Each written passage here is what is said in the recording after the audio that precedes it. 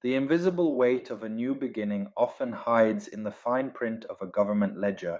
Most people moving halfway across the world focus on the skyline, the language, or the career shift, but there is a silent financial clock that begins ticking the very second your passport is stamped.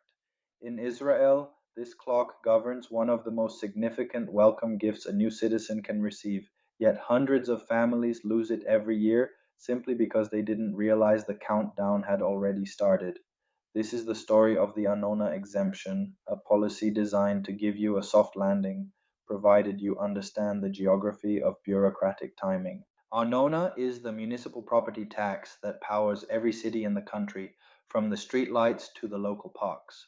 For a seasoned resident, it is a standard monthly cost, but for a new immigrant, the state offers a radical intervention, a 100% relief from this tax for the first 42 months of your new life.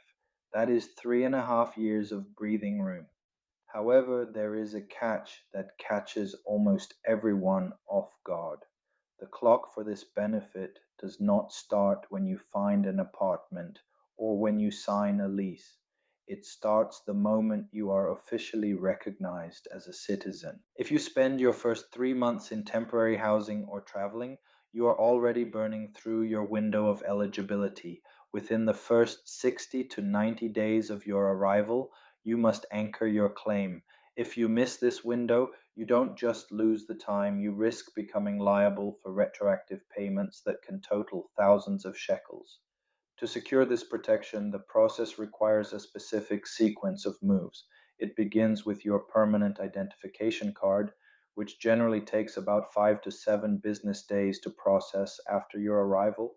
Once you have that number, you must assemble a dossier that proves your physical presence, your passport with the entry visa, your formal rental agreement or property deed, and a utility bill or bank statement linked to your Israeli address. Some cities even require a signed legal declaration confirming that this specific four-walled space is your primary residence.